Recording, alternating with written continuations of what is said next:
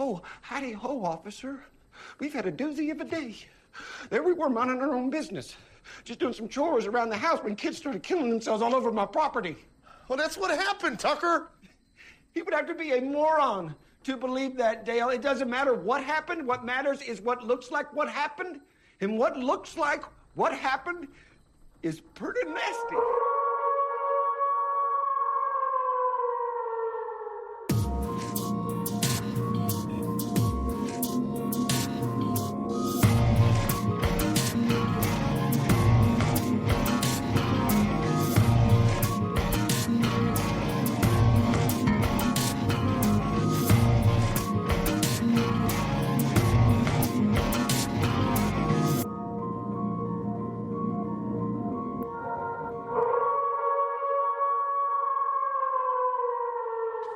I've never stood so close to pure evil before.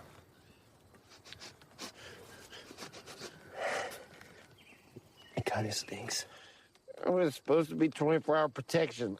Hello, and welcome to Comic Book Bears Presents The Bear Cave of Terror. I'm your hairy, heavy homo and horror fan host, Steve Morey. Each week, here in the Bear Cave, I invite a horror-loving guest who brings with them one of their favorite scary movies. It can be classic, gory, trashy, obscure, well-known, or something probably still banned in Britain. In other words, a thrilling work of cinematic terror that we think you might enjoy. In each episode, we'll dig into the flesh and bone of the film, highlighting our favorite scary moments, if there are scary moments, as well as stories and details from beyond the screen, all while our guest imparts their deep and possibly concerning love for this week's frightful vision unto you, our dear listener. And this week, we have one of my wonderful good friends, as well as my co-host on Comic Book Bears, Mr. Caleb Alexander-Mckinzie. Hey, everybody. Hey, Steve, thank you for having me on the show. It's been super fun watching you kind of embark and do like this spinoff on horror. I know, we were talking earlier, you grew up on MST3K, that's your bread and butter. So like, and throughout the history of CBB, since I've been on there, we've listened to you talk about movies. You've got this deep knowledge and deep love for just film and cinematography, and for horror and quirkiness. So it's been super cool watching you, like on just the peripheral do this, create this podcast and just talk to all of our friends and stuff. So I'm super excited to finally get to be on the show. I know we're trying to get me on here for a while, just couldn't make the schedule work and everything. But I thank you for not only like having me on here, but just for doing this, because it's a lot of fun. Well, thank you so much for joining and all those kind words. And I have been really excited to get you on here because we've had Bill on a few times, and we know what he loves. He likes Halloween. He likes the jawsploitation side of that whole subgenre of horror movies. But I was like, what kind of horror movies does Caleb like? What is he going to bring to the show? And Caleb, what have you brought with you today? Okay, so I've brought, now I don't know if this is actually categorized as a horror movie per se, right? I think it has horror elements, but it is a treatise on the horror movie tropes and industries with a whole lot of comedy thrown in the mix. So when Steve invited me on here, I started thinking about, okay, what is my favorite horror movie of all time? Well, that's Alien, and people have talked about that a lot. But I really wanted to bring something else and something that I knew that you would have fun with as well. So when I was thinking about this, finally getting to come on the show, breaking my my Bear Cave of Terror cherry, I was like, what do I want to talk about? We can go just straight horror. We could go gore, kind of like you were talking about. The first horror movie I ever saw was this old thing called Castle Freak. I don't even know if you can find that anymore. My favorite horror movie of all time is Alien, straight up monster movie, right? But we're recording this in November. We're just a little bit out of spooky season. I've listened to some of the episodes that you've done, so I've seen, that you guys have walked through and talked about just the gore and the horror, and like you said, Bill with the jawsploitation and things like that. So I wanted to bring something just a little bit different, and kind of take a different approach to it. So the movie that I want to talk about is it's a blend of comedy, right? It's a blend of comedy and horror, and that is, I think it's 2011, somewhere around there, circa 2011, circa 2012, Tucker and Dale versus Evil, directed by Eli Craig. Awesome cast of characters, folks that we know and love, but it just gives us a chance to not only just really appreciate the best parts of horror, jump scares, those tropes that we know and love, see it flipped on their head a little bit, but also just laugh hysterically. And I had a lot of fun rewatching this again. I sat down with the hubs the other night and was like, we're doing this. We were in tears, and we've seen it 100 times, but it was a great excuse to go back and visit it and visit with you about it. So I'm excited. Oh, 100%. I actually, and I'll be honest, I had not sat down and watched the entire film before you requested to do it. Really? So I had seen clips, I had seen, bits and pieces. If you go on YouTube, there are literally 1,000, it feels like, reaction videos for people watching and reacting to all the craziness of this film. So I've seen like that kind of stuff, but I haven't actually sat down and just watched it from minute 1 to the end. And I was so happy. Like the whole time, I watch a lot of like, backwoods slashers, campfire slasher kind of movies. And seeing all those tropes on screen, but flipped, reversed, and made hilarious. I absolutely sat through this whole thing with like a giant grin on my face. And yes, even through the gory parts. But I love this, and I can't wait to start talking about it. Yeah, well, let's jump into it. It's just, it's just super. It's fun, and to be fair, so there's a lot of, before we get into like the plot and stuff, there's a lot of horror movies that are in a similar vein, like the horror comedy, but Scary Movie is kind of the famous one, and they make fun of the horror genre to a degree, right? They're fun, they're poking fun, they're self-reflective, but they really make fun of and take it the absurdity to another level. And this movie doesn't do that. Per se, like it does poke fun at itself. It pokes fun at the genre, but not in the sense of kind of the way that the spoofs do that. It's got more criticism of the horror genre mixed in with the comedy of it all versus just the we just want to play up to talk about how silly these things can be, and I just love that. So, well, do you want? So I know we talked about this a little bit. Do you want to roll into the plot, or do you want me to? I think I think you can give us an overview of what happens in this movie. What happens in Tucker and Dale versus Evil?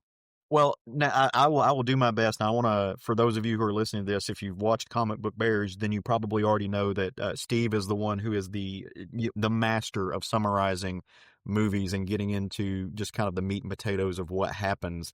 But I will try to do justice and walk in your shoes for a little bit.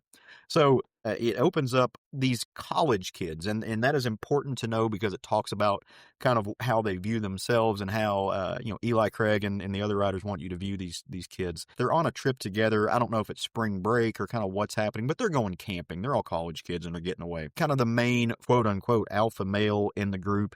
His name's Chad because of course it is. And this is played by Jesse Moss, but there's a whole lot of folks in there with him. There are characters like Allison and Chloe that really play up the blonde teenagers. There's a guy named Chuck, Jason, who's played by Brandon McLaren, who is your, quintessential solo African-American character in the horror movie. And there's a few others, right? And they're going out in the woods. And as they're driving, they're just sitting there talking. They're looking around the environment as they're driving through the middle of nowhere, right? Not a metropolitan place at all. It's very backwoods, and that's important. And where they get at is as they're poking fun of the people around them, they realize that they need fuel. So they pull over. And where do they pull over but the absolute, unkempt, non-manicured gas station, kind of the last-ditch dirt road in Arkansas situation where there are, I'm surprised, there's a dead deer hanging out in the back of somebody's truck, people in their, straw hats, no teeth. So these college kids walk in and everybody's just kind of staring at them like, who are you and why are you here? Of course, they're college kids in the middle of hillbillies, which they assume are crazy people and just are backwoods and inbred to some degree. And so they're just walking in and they see all these people, dirty and just unkempt looking at them, and they're freaking out. Two of these people are, of course, our other feature characters. It's Tucker and Dale. Tucker is played by Alan Tudyk, who a million movies, nerd famous. I love this man. Just an incredible actor, credible comedian. And then you have Tyler Labine, who's playing Dale, which, again, is, number one, both of those men are attractive, but Tyler Labine is a special kind of sex candy. Just, chubby, good old boys. or at least Tyler is, but they're best friends and they're getting in there to try to pick up their own supplies and go up to the cabin. Dale is the kind of person who is not good with the ladies. All right, like he's very unsure of himself, doesn't have a lot of self-esteem, and his buddy Tucker is trying to build him up a little bit. It's like, man, you got to learn to take a chance, right? Put yourself out there. You're never going to meet anybody and have the person that you spend the rest of your life with if you don't build yourself up a little bit, right? Look at there, right? Look, there's a pretty blonde young college kid right there. You should go shoot your shot. And Tucker's like, Tucker sends him on this little bit of a mission that he's wholly unprepared for. Dale walks over there and he's going to try to spit game at this young woman. And the man has no game. The man has none. He is nervous. He, knees weak, palms are sweaty, kind of situation. And of course, he's walking up to this young woman who's got these misconceptions and preconceived notions of hillbillies and backwoods folk and country people. And he just, like, right? Like, and she's just like, this dude can't, he knows no words. Like, you're freaking me out. The hills do have eyes here. They go their separate ways, but not forever. As luck would have it, once they get back to their respective places and campsites and cabins, so to speak, they realize that they're in very close proximity to each other. Now, Tucker and Dale aren't just going up there for a weekend camping trip. Tucker, Alan Tudyk's character, hardworking guy, right? Been putting back some money, and his dream has always been to have a vacation home, right? Have a home away from home, someplace, a cabin that he can go up to relax, be at one with nature. He can go with his best friend. They can take a fishing trip, and who doesn't have that dream, right? And that's what they've done. They bought this cabin, and so they're going up there to see what they've bought, right? Maybe fix it up a little bit, get it, do some repairs, all of that fun stuff, and also to do some fishing, because that's what these guys do. They are platonic buddies, best friends for life, non-sexual life partners, if you will. And they're getting out in the world to do that. They work all day to clean up. They're going to go night fishing, and they get out there and they're wetting their hooks in the boat. And they hear some noise, and they look over in the distance, and who else is there but these rowdy college kids who have decided, what else are you going to do if you're near a body of water and you're all college kids and you're horny and you're in the middle of nowhere? Well, you're going to go skinny dipping, right? I've done it. It's fun, right? Like, get out there. It's a good time. A little bit of different context, but so they see this young woman. She's going to go skinny dipping, and she's gorgeous. She's down to her skivvies. And she's going to jump in the water, but she slips on a rock, right? Slips on a rock, hits her head on the way down, is unconscious. She's not coming up. They get the boat over there. They go and rescue her and pull her in the boat. On the other side of the lake, who sees these folks but Chad and his college friends? All they see is these rednecks hauling their friend into a boat. And then Dale, in his infinite wisdom and just eloquent way of putting things, like, hey, we got your friend, And it's all just setting up to play. It's playing these horror tropes on itself. So after this, a series of calamities starts to happen as these college kids do, what else would they do? They're going to go try to rescue their friend that they think is in danger. Tucker and Dale are good people. They're trying to get this young lady taken care of. Dale's, got a crush on her. And so just a lot of miscommunication happens, and it leads to a lot of death in some really unfortunate ways, none of which are personal, right? Dude is hauling ass through the woods, gets impaled on a stick. Another dude just face first into the wood chipper. None of this is murder, but it's all set up to look that way. And on the backdrop of all of this is the fact that about 20 years earlier, about the same age as these kids are, right, there was actually a crazy, horrific redneck axe murder thing that happened there, right? A bunch of folks went up there, and, the Leatherface thing happens, and somebody just commits a massacre. And there's echoes throughout this, as we find out that Chad actually has some connections to that history. And when everything starts to happen, it's like, oh no, automatic. You guys are 1000% crazy axe murderer people, and I'm going to fight you back and kill you first. But like I said, what we see here is just, and we can kind of lace into the details, but just a real series of unfortunate events, that build up a death toll. There's a backdrop of a little bit of just kind of queer subtext to the movie, because of course, Tucker and Dale are, non-sexual life partners, but they are best friends. On the trip out there, Tucker drops something because they're doing the backwood buddy thing. They're sipping PBRs while they drive down the road. Don't drink and drive, by the way. Not advocating for that.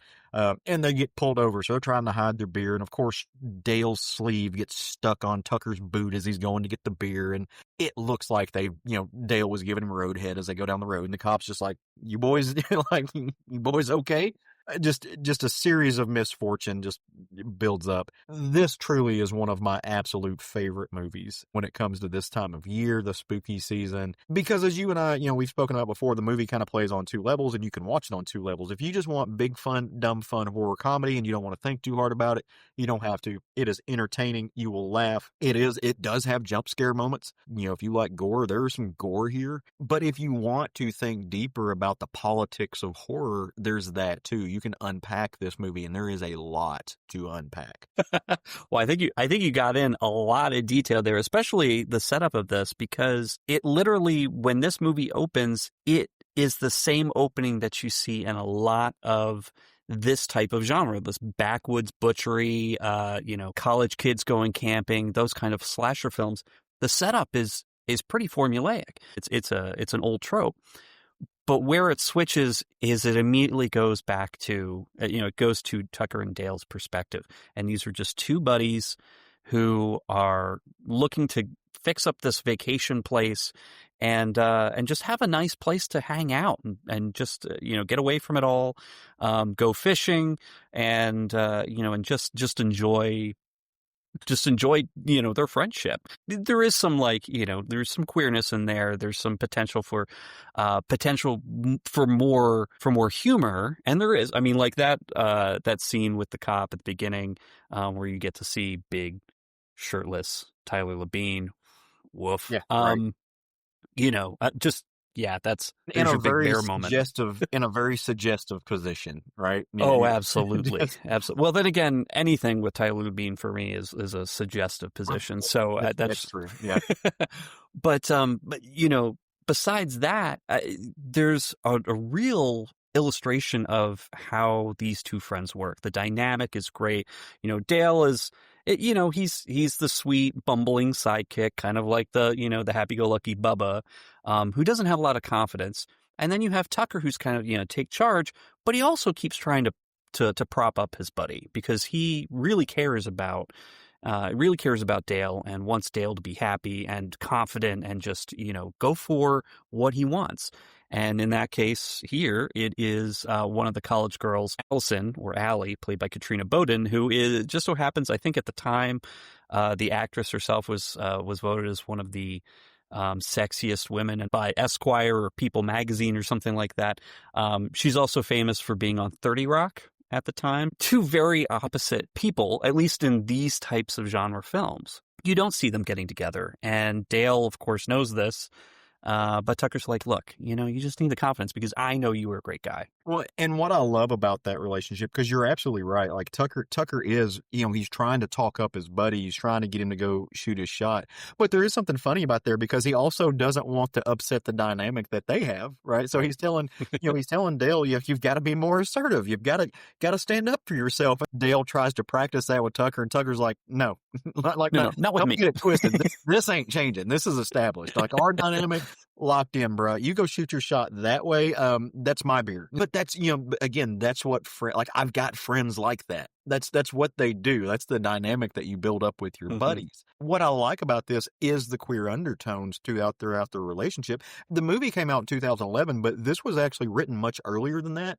There's some really good articles out there that are interviews with the interviews with the directors and the writers and stuff like that, where they talk about how they had written this years earlier and they were trying to find a home for it and they had some issues landing. But this was written very early, pre-2011, where we see a lot of things happening in the world, like the George Bush administration, those kind of things, but also Brokeback Mountain came out in 2005, 2006.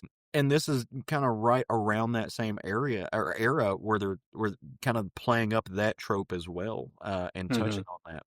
And to hilarious effect, but not At least I didn't feel this way, not to where it felt like it was really punching down or making fun of gay people or of gay men. They were just saying, hey, it's a very similar thing, right? It's also okay for friends to love each other, right? It's also okay for two heterosexual dudes to spend a lot of time and live their lives together. This duo really does embody sort of a type of intimacy that you don't normally see on screen, and especially not in a movie where you have this kind of setting, where you've got these two beefy hillbilly type, redneck dudes who they just want to relax and have a good time. Like, they just want to go and they want to fix up this house, and that's their whole purpose in getting up there, and everything else is a distraction, except for fishing and drinking, of course. But there's lots of other complications, and those complications, of course, are these college kids. And it's the stereotypes, it's the lack of perspective that really draws these two, the two groups together. Mm-hmm. And the college kids immediately, they think that these two are the embodiment of the crazy redneck killers.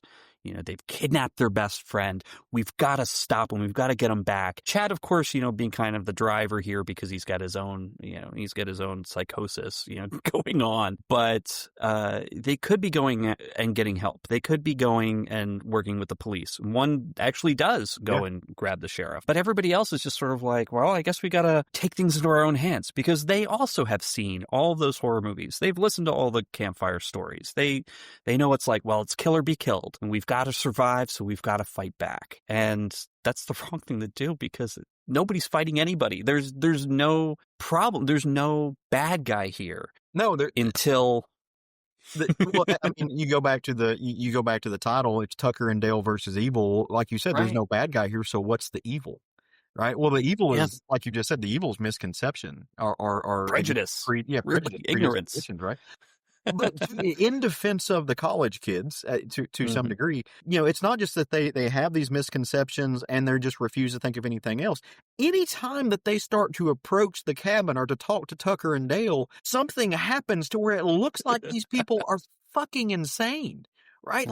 One of my favorite scenes, there's been a friend who has been taken. They think she's being held hostage by people who are going to chop her up into bits and eat her or something. I don't know. So they go up there to try to find out what's going on. At the back of the cabin, Tucker is just taking care of some old brush. He's got a chainsaw. He's clearing out some logs that have fallen down, one of which happens to be a hollowed-out tree trunk with a hornet's nest in it. As he is sawing through this thing, he saws through a hornet's nest, and what do? They swarm and they attack him. So he comes running around the side of the building waving a chainsaw like it's Texas Chainsaw Massacre. And they do not happen to realize that he's getting stung by all these hornets and bees while he's doing it. They're not that close. They just see him, smoke coming out of the chainsaw, screaming and just waving it, and starts going in the same direction as this other kid. And it really does look like he's chasing them, and they all scatter. Oh, he's chasing this kid through the wood, and they have this moment where they lock eyes, and he locks eyes with Alan Tudyk, and it looks like the insane person's running with him holding the chainsaw from the college kid's perspective. On the other hand, you see Tucker's perspective, and he's just like, where did you come from? What's happening here? And just right into a tree, right? Well, see, that moment too, and it's a very quick moment, but there's a point where the kid realizes he's not chasing him. That Tucker is running parallel and then running past him. And the kid's like, wait, hold on, and turns his head too late to notice the giant branch that's sticking up, and he impales himself on it. And in a moment of beauty, as the light is fading from this poor kid's face and his skin is going, shout out to the makeup team on this too, because they do this really cool thing where they show his skin like he's becoming pale because the blood's done left him. A bee just lands on his nose, and he kind of goes cross-eyed and looks at this bee on his face while he just dies. And I'm a bad person, so I'm laughing hysterically at this. It is comedy. It is pure comedy. Just that it's gory comedy, but it sets the stage for all the other ridiculous deaths that follow. I mean, we've got a kid who runs headfirst into a wood chipper when he's essentially trying to tackle Tucker. And he just misses completely because Tucker ducks and flies right into the wood chipper. There's a second kid who is trying to spear Dale. And he ends up missing Dale, and Dale and Allie have been digging, digging the outhouse hole. Yeah, it's the middle of nowhere. They've got no plumbing here, so they're going out and building a place, basically like a septic system, right? A place for their outhouse. And Allie's just like, hey, you know what? I'm a capable young woman. I actually grew up out in the middle of nowhere too. Yeah, I went to college. Yeah, or I'm going to college. But that doesn't mean I can't do work, or just because I'm a woman doesn't mean I can't do work. So she grabs a shovel and gets after it too. And of course, from the outside perspective, they think that he's making her dig her own grave. It's that just sort of image, because they're already in a place where no matter what they see these people doing, the only interpretation they can have of it is one that's a horrific one. Yeah. Because it's just like playing into all the horror tropes. You see hillbillies, they're all crazy. If you see somebody who's with a hillbilly, they're either a captive, a future victim, they're, ready to die, they're going to do something horrible to them. You've got all of these assumptions that are happening. And even the sheriff, when he does show up, I mean, he comes in, he's like, oh my God, there's this bloody half corpse of a kid who just got pulled out of a wood chipper. Like this is a disaster. But he takes the time, because he's from there. He takes the time to go in to the cabin and talk with them and try and make sense of what's happening. Because even he's thinking, this is a little bit like, if you guys were crazy psychomaniacs, we wouldn't be having this talk, this conversation. And the sheriff starts thinking, okay, well, we got to figure out what to do with this. Leans against a beam that was already established as being loose and probably a problem, leans against it, gets, a big mass of nails straight to the skull, and ends up dying as well. So, and then from there, somebody gets a hold of the gun, and disaster follows continuously through the rest of the movie. And I think there is one point where Chad and one of the other girls, who is...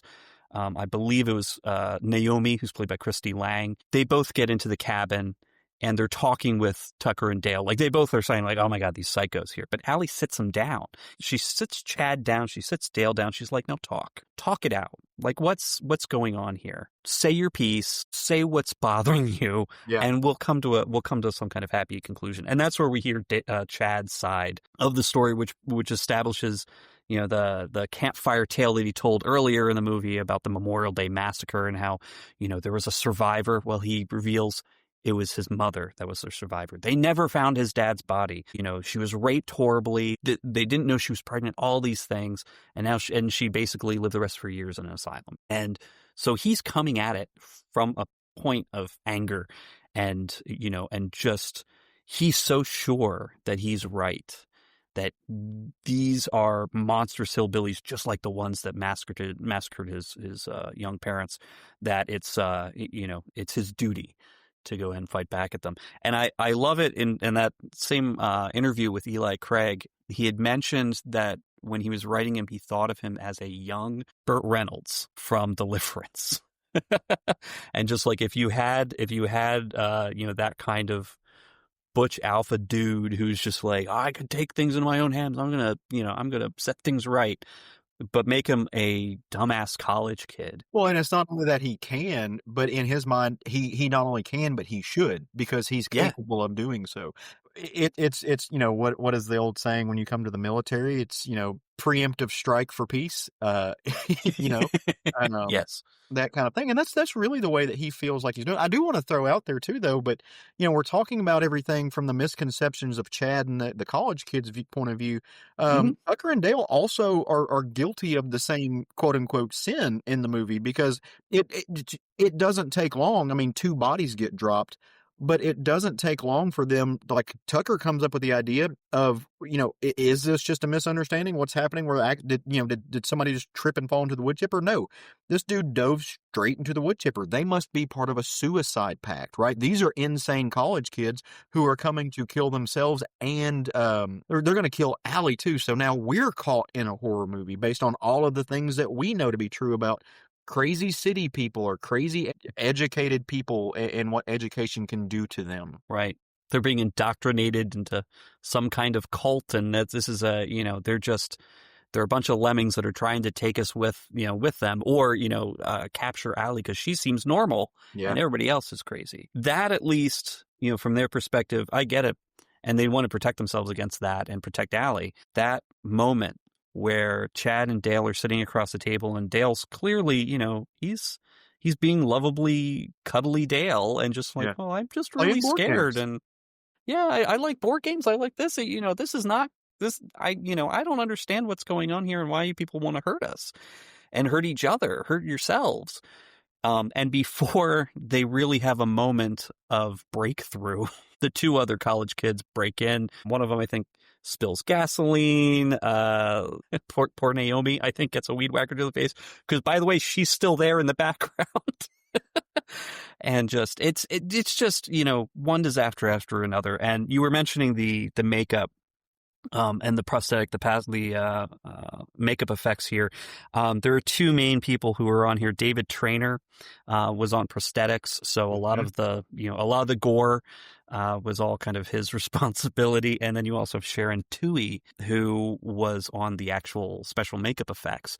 And, I mean, they did an amazing job. I mean, the gore is so gooey and realistic and visceral and wet. But one of the fun makeup bits were those bee stings, those hornet stings on Tucker's face. I thought it was kind of hilarious, reading some of the interviews on this, that they spent so much time trying to make sure that that the continuity of those bee stings on his face made sense when they were filming through the movie. So they're like, oh, did he just have them happen? Or are they coming down? Yeah. Or like, what's happening with these things? Alan Tudyk especially was just really centered on, okay, we got to make it realistic. We've got to keep these bee stings proper in continuity, that we don't mess things up. They took legitimate body horror, legitimate body horror makeup and prosthetics, and they used them as the way that they should, just if they were making a non-comedy horror movie, right? Alan Tudyk, after he is, he's got all of these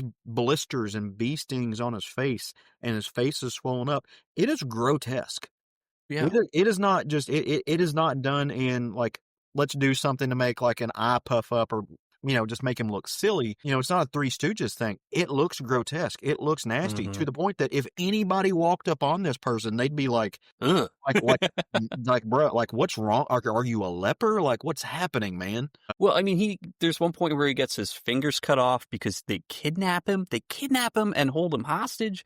They try to kill Dale's dog multiple times. There's just all sorts of things that these kids do, thinking again that they are, they're fighting fire with fire. Yeah. But Tucker and Dale are just like, what the hell is going on? They had a moment where they're just like, what the fuck? Like, what's happening? One of the things that Eli Craig had said was that one of his big inspirations was Rosencrantz and Guildenstern Are Dead. I love that play. I love Rosencrantz and Guildenstern Are Dead. And there was also the 1989, 1990 Tim Roth movie. But I mean, these two characters just keep bumbling right into another major tragic, traumatic event after another. And they have no ability to extract themselves from that.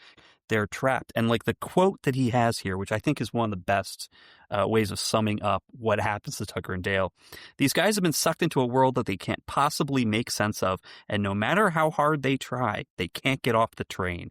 They can't escape the plot. And they're just trying to rationalize everything from their limited point of view. And really, that's what's happening. I mean, that leads to the whole suicide cult idea. And, they're trying to attack Allie and not trying to save Allie. Because none of it makes sense. Like, I mean, you have, like, it's easy to sit back, and obviously we do that, right? Because we're an audience, but it's easy to sit back and like you're watching a movie, like, why would you run upstairs, right? Or why would you do those things? But like, you imagine it's fight or flight. Like, imagine this was a real scenario. My favorite thing about this movie is that it truly is a movie about dichotomies, right? And it's a movie about misconceptions, and it plays opposites to some degree, right? You've got Tucker and Dale, who are quote unquote uneducated, but are very smart. And in fact, Dale has an eidetic memory. And you find out, he's like, yeah, I'm dumb as a box of bricks, but I remember everything that's ever been said to me. That's why I crush it at trivia, right? I know all the things. These college kids, they're in college, they're assumedly pretty intelligent, but they do a lot of dumb shit, as kids do, as teenagers do, right? Common thing, not out of the norm. Dale is trying to go to Tucker and be like, we have to stop and get help. Like, we need to call, like, we got to call a cop. We got to get somebody else out here to like something has to stop. Like we have got to remove ourselves from this situation. And Tucker's just like, Dale, who is gonna believe us? Like what? No, we really like.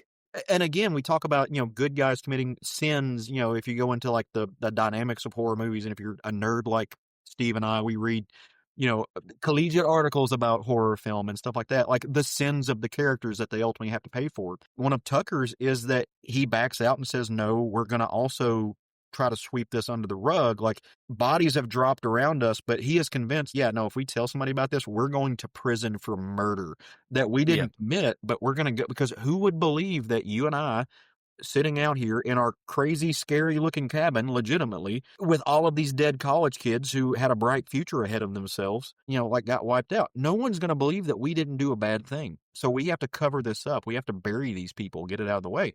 You can't do that, right? Like in a horror movie, that's a sin you're going to have to pay for.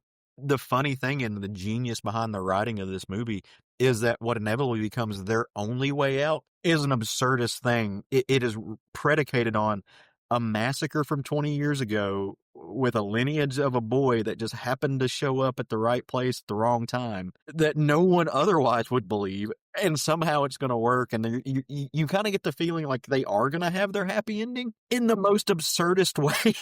I also love the way that they set this up. So, speaking of that boy, we find out that Chad is, he's the son of one of those hillbilly massacre perpetrators and his mother. So his mother was raped repeatedly, and one of the the killers who's eventually captured is a spitting image. They see a newspaper picture of the father, and it's just him but with like an Amish beard. Where they end up in an old sawmill, it's the office of the guy who was the killer, who's Chad's actual father. Like all of that stuff is there and presented as in like, how did these college kids come to want to be in this spot? How did they get there? And it's all Chad's either conscious or subconscious setup to put himself in that same position. And because in his mind, he's there, he's almost expecting some kind of like, it's a righteous revenge fantasy. It is. And then when Tucker and Dale appear, he's like, this is the perfect opportunity for me to take revenge on these people from my past, not realizing it's, his own blood, but also this idea that I wasn't there to save my parents and their friends before, but I'm going to save my friends without even stopping to think about, why am I here? What is my context for being here and thinking this way? Which is really interesting. Of course, Allie, being the psychologist in the group, if she had stopped and thought a little bit more about it, she might have figured something else out earlier. But again, she was too optimistic. She was too sure of her education being able to solve this without realizing that. Allie kind of plays this quintessential like liberal centrist. If you want to take this movie and break it down into political factions, which to some degree I think you have to, right? I mean, you don't have to, but you if you want to have fun with it, you should. Yes. But she kind of plays this middle of the road, like, no, we all can kumbaya this and get through it, right? Yes, there are bodies that have been dropped. Yes, there's a whole history there that you feel like you have to avenge. Yes, you guys feel overlooked and wronged, but we're going to sit down and we're going to talk about it out, and then we'll all go happily ever after. Kind of this very, you can call it naive, you can call it what you want to, but it is kind of this middle of the road, like urban liberal centrist kind of move that she's taking that really does not take into account that it's not so easy just to slough off all of these bigotries that you've been born into, and that both sides have to a big degree. It's a little bit easier to, and the way that the movie's shot, it's a little bit easier to gloss over Tucker and Dale's because they are presented in the position of, well, they really didn't do anything wrong here, or start any of this, but they've got them too. And I think that's important to remember. And of course that backfires. That also doesn't work. Well, it especially doesn't work because, Chad doesn't want to make peace. He's gotten in his head the only way to make peace out of the situation is to eradicate what he sees as representatives of the people who murdered his mother or his father and their friends and all of this. So, he's got to fulfill the revenge fantasy or it's not going to work. Yeah, but And that, of course, ultimately ends up in his death, or maybe not death Maybe not. necessarily. Yeah, we Right. don't know. Did he survive? By the way, this movie, if nothing else, should be watched for the one-liners alone. There are so many one-liners in this movie that are amazing. One of my favorite ones, though, is at the end of the movie. Is like, "Yeah, Chad, you're half hillbilly.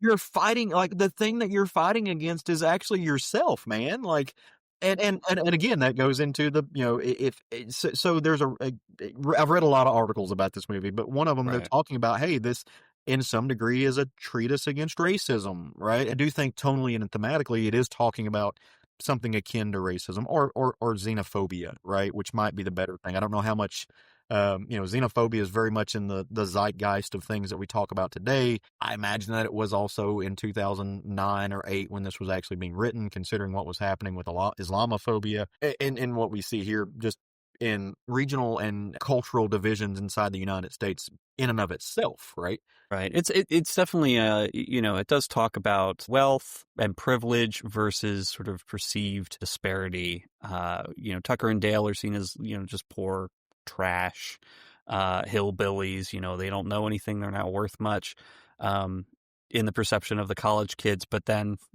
Tucker and Dale, same thing you had mentioned earlier. It's these stupid these kids don't know real life. These kids are they're crazy, their minds are all messed up. There is this thing of, from a rural area, and look, dude, I grew up in the sticks in Arkansas, right? Like, the town that I came from did not have a stoplight. In fact, there's only one stoplight to this day in the entire county that I was raised in.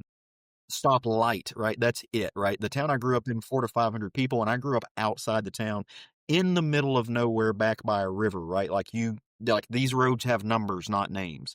That's where I'm from, right? And so I get a lot of this movie to that, to that end. But, there's this sense of, kind of this reputation that rural folk have where, you get you're driving down the road, you give the one finger howdy. Like, you see a car on the side of the road with a flat tire, you stop and help, right? There's this weird, country redneck sensibility of you're not minding your own business because that, the land is your business. The space is your business. What happens here is your business.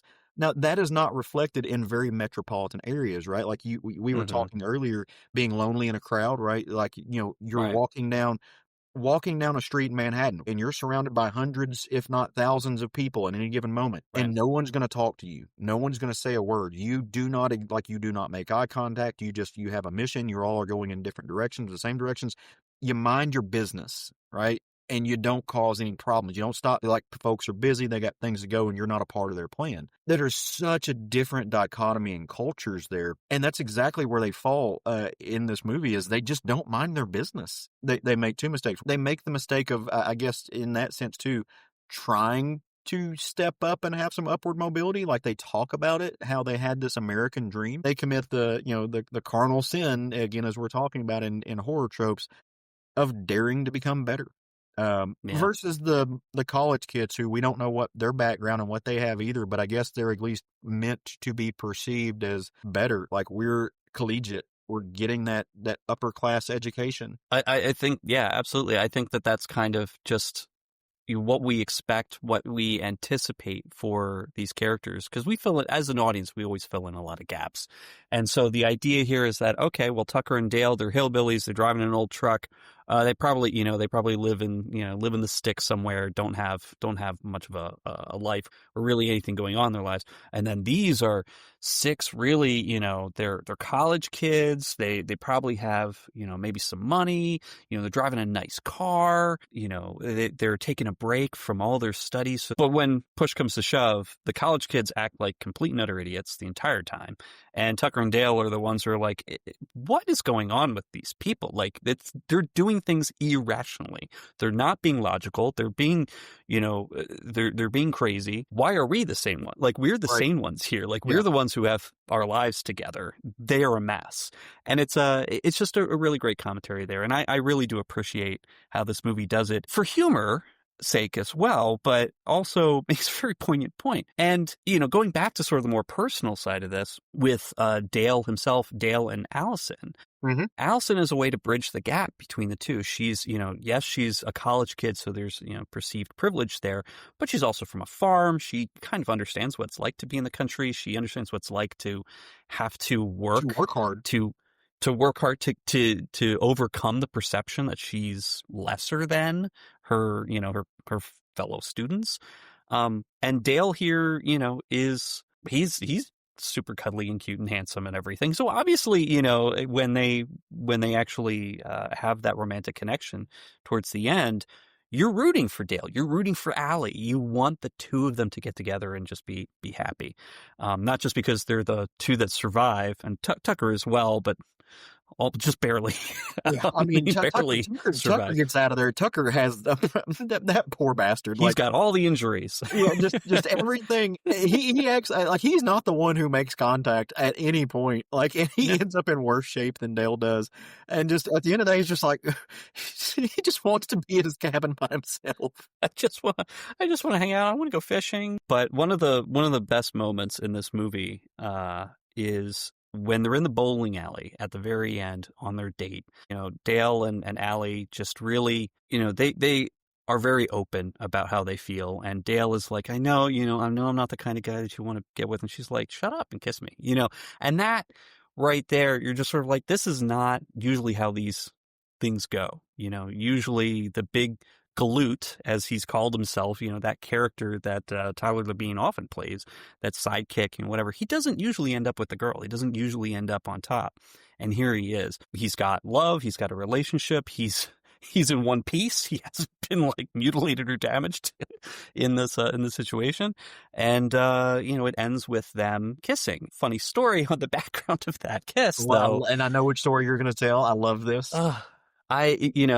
It's one of those things where, first Tyler was he was nervous. He talked with Eli Craig about this thing. Like, do you think people would even want to see this? Like, I'm a big chubby dude with a beard. Like, why would anybody think that I could kiss one of, People Magazine's or Esquire Magazine's sexiest women alive? And Eli's like, because you deserve it. Like, that's, you should do this.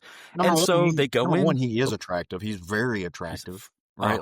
Yes. I get not everybody's Ryan Reynolds in this era, but and I do think that there's been a really cool thing that has happened in the last 10 years. Look, the Bears have been hard at work to really make this happen.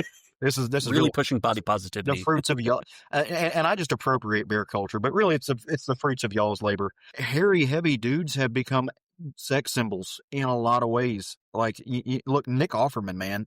Like, Nick Offerman, why he hasn't been labeled one of the sexiest men alive in the past 10 years, I have no idea, but I think he's quintessential in that movement, saying, I can, there is nothing unattractive about me. And we see that across the board now, too, where even in, it goes back to pro wrestling. That's become a haven for bigger, hairy dudes that are presented as sex symbols. Movies and television now, that's given TikTok, social media. There are lots of just bearded men, blue-collar bearded men, very intelligent, both emotionally intelligent and functionally intelligent, wisdom-based intelligence, bearded, heavy dudes, right? Just breaking stereotypes across the board. And I love how that's become kind of a sex symbol now. Absolutely. And I think, I think this movie, it at the time that it was made, it was kind of more played for humor as well. It's like, here's big, chubby, hairy dude, gets the girl at the end. But there's also a type of sentimentality with it where it's like, look, he may not be all of your taste, but he's a handsome man and he is going to get what he deserves. And he deserves, somebody who's going to love him and, and find him attractive. Now, the practicality of the kiss, I thought was pretty funny because when, Allison goes in for the kiss, when, Katrina Bowden goes in for the kiss, she missed because she couldn't find his mouth. He had a very full beard, and so she ended up kind of like planting somewhere, just above his chin, and he had to sort of help correct her to get to his lips. And, and then on screen, it's a great kiss. It's a, really good woofy kiss. but it's just sort of like, oof, you can tell she had not had any experience kissing a bearded man at that point in her life. Cause there's a little bit of work that you need to do. You need to really perceive where you're going in. Otherwise you're just going to get like a mouthful of Fur. a beard. It's a mouthful of fur, which is not necessarily a bad that's what thing. we're here for, right? That's Yeah. sometimes that's what you like. Just let me chew on it for a little bit.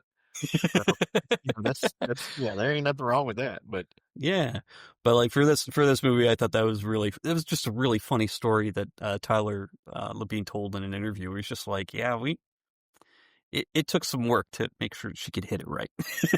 there are some, talking about behind the scenes, there are some YouTube clips of like, the making of Tucker and Dale versus Evil that have bloopers and sploops and stuff. If you can't, like, yeah, I know.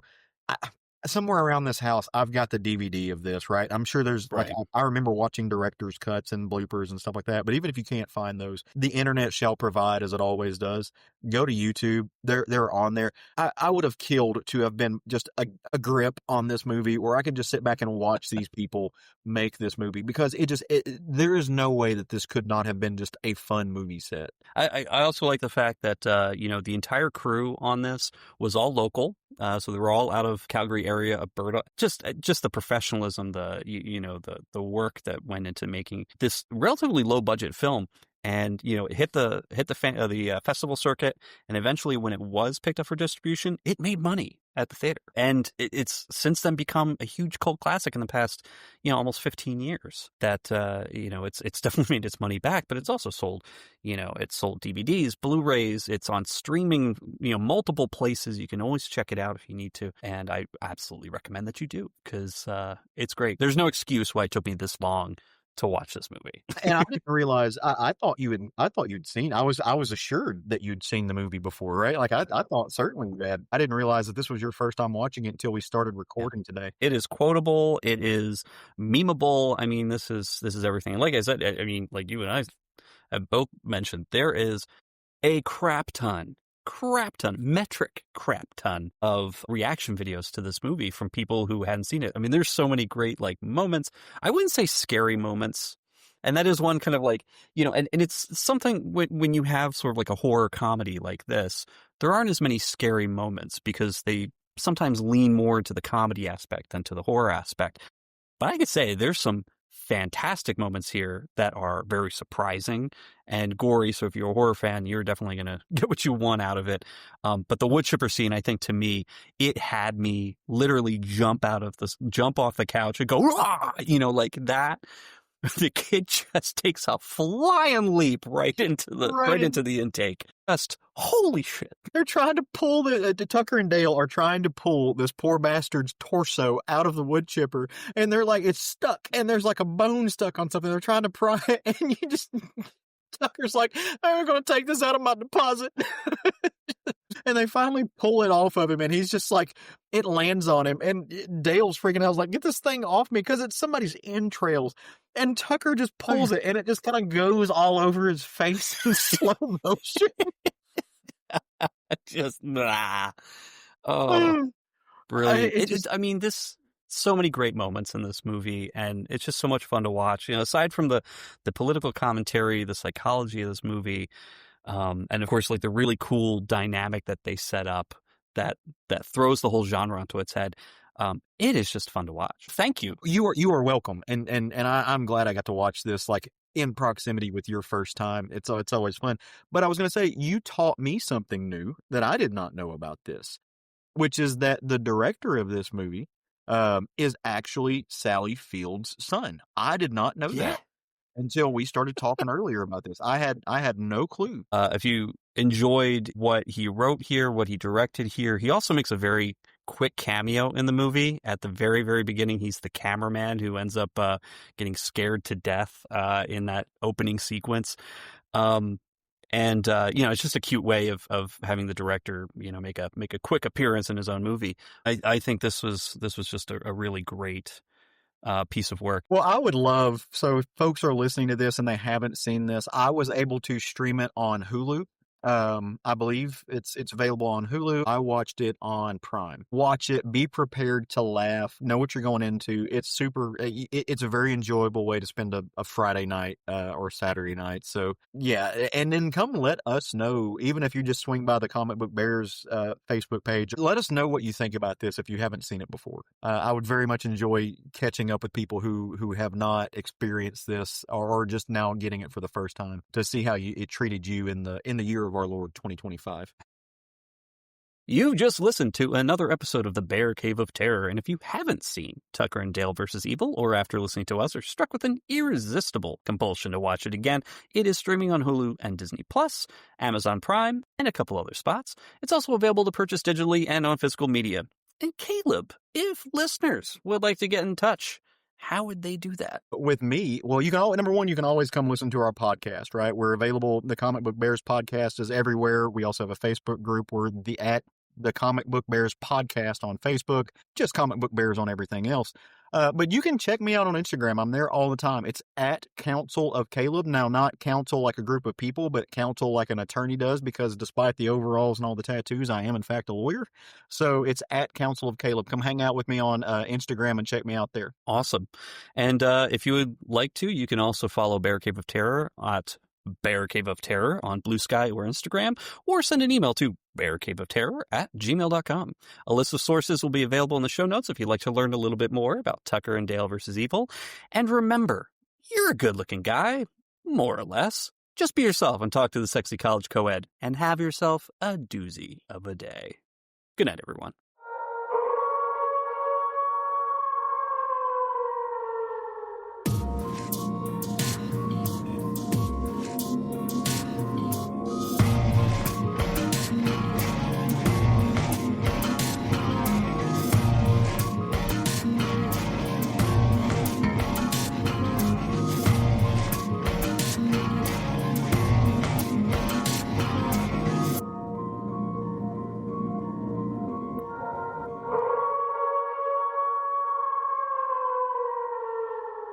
I never thought I'd say this, but I'm glad I'm not hung like a bear.